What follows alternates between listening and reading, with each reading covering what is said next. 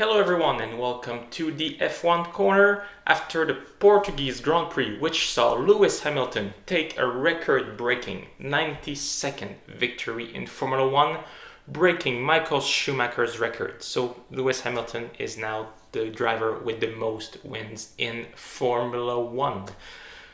Not too much of a crazy race, but a crazy start that saw Carlos Sainz even take the lead at some points, Kimi Raikkonen running in 6th, just a crazy few laps until everyone got the air tire up in temperatures. But in the end, the order came back pretty much where it was, and it's now time to take a look at who are the winners and losers of the Portuguese Grand Prix. And as usual, please remember to hit the like button and to subscribe to this channel. Let's start with our winners for this week, and we have to start with Mercedes. Whether you like or dislike them, you have to give them credit for the incredible pace they have shown all weekend. On a new track where everyone was learning and also struggling to bring tires up to temperature, both cars managed to do a very long first stint on the medium tire and, even when they pitted, were still setting lap times faster than the rest of the grid with fresher tires.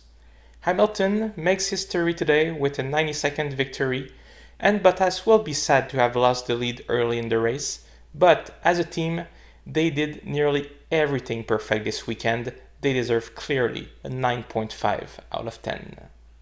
Ferrari. Not looking too much at Vettel's, who had another tough weekend, qualifying 15th and finishing 10th, it is Charles Leclerc who gets all the credit for Ferrari today. At this stage in the season, he is truly showing incredible talent and driving skills with a car that should probably be farther down the grid. Leclerc takes an unexpected 4th place to help secure Ferrari's place in the Constructors' Championship, and with a bit of luck, maybe they could make it to 5th place if Vettel is able to up his game a little bit. Good job for Leclerc, 8 out of 10 for Ferrari. AlphaTauri. Let's cast away Daniel Kvyat for today, as his whole season is also a tough one, and you have to wonder if he might not be already aware that he could be leaving the team at the end of the season. This is only speculation as nothing was announced, but it's looking like Kvyat's seats would jump if someone was going to be replaced at AlphaTauri. But the real show here was once again Pierre Gasly, who is showing all his talent and how comfortable once again he is with that car. Qualifying 9th and not able to get a very solid 5th place at the checkered flag, with some gutsy move, especially on Sergio Perez on the penultimate lap. He can only go forward, and it feels like doors could start opening outside of Red Bull for him if he keeps going. 7.5 out of 10 for AlphaTauri. Alfa Romeo. They are not the favorite in any way, but we have to give credit to Kimi Raikkonen for his incredible start and running P6 after lap 1. Of course, he was on the soft tire and it wasn't long before he began falling back the order, but he does manage to finish P11 close to the points once again and showing that he is still a very good driver despite his age. Giovinazzi struggled a bit more, but was also on the dirty side of the track at the start, so maybe just a bit unlucky all things considered. Let's see if he can bounce back next week. 7 out of 10. Williams. With rumors that George Russell could be replaced by Sergio Perez next year, you wondered if it was going to affect his drive, and it clearly did not. Qualifying 14th in front of a Ferrari, Russell even ran in 7th place at some point during the race. But after all is said and done, the Williams is not a car that can compete for points, and he did fall back. He still gets a 14th place in front of both Haas and teammate Nicolas Latifi, who is having trouble again this weekend, getting only 18th. But here I am giving credits to Russell's drive and his effort to shine despite the car's overall performance. 7 out of 10 for Williams. It's now time to look at the passing grades for this weekend, starting with Haas. With both drivers knowing that they won't be back next year and a car that obviously will not get better by the end of the season, there is nothing really to expect out of them. They did the best they could, and they just have to accept their fate. Magnussen and Grosjean finishing 16 and 17. There's just not much to say about that team.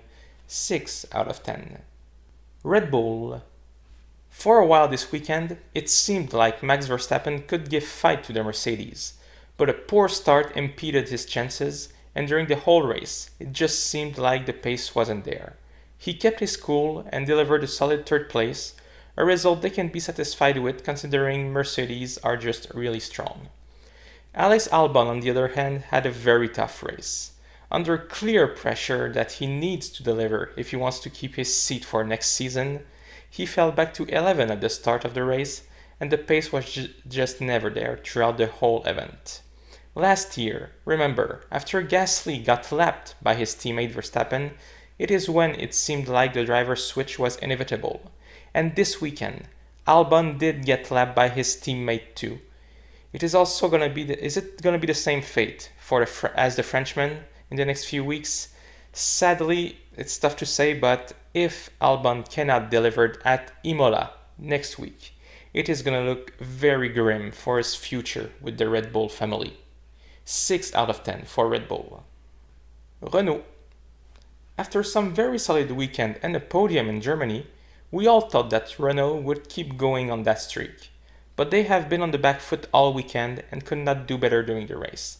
Trying different strategies, Ocon managed to beat Ricciardo at least, and the drivers get 8th and 9th, so a double point finish.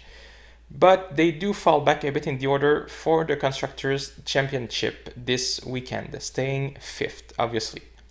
It is a 6 out of 10 for Renault. And now it's time to take a look at our losers for this weekend.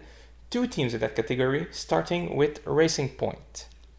2 incidents that were mostly out of their control see the Racing Points coming home with only a 7th place, when they could have easily put both cars in the points and consolidate their lead for 3rd in the Constructors. But a contact between Perez and Verstappen on lap 1 saw the Mexican fall back to last, and a collision between Stroll and Norris, followed by a DNF for the Canadian, ruined any chances they had at a good result. We still have to give credit for Sergio Perez, who climbed back and almost got a 5th place despite 2 pit stops. He is getting the Driver of the Day award for this incredible drive, and he deserves it. He saves the day for the pink team, but as a whole, I can only give them a 5.5 out of 10. McLaren. Solid drive by Carlos Sainz after a stunning start that even saw him legitimately lead the race for a few laps. He managed to stay out of trouble after that and rack up a 6th place for McLaren. But they were beaten by an AlphaTauri and a Ferrari, which makes them lose a few points. Lando Norris was unlucky. He should have finished in the points too, but got hit by Lance Stroll and had to do an extra pit stop, meaning there was clearly no chances of him making it to the points. They are considered losers in all the operations, but not by much, just because they could have done probably better. It is a 5.5 out of 10 for McLaren.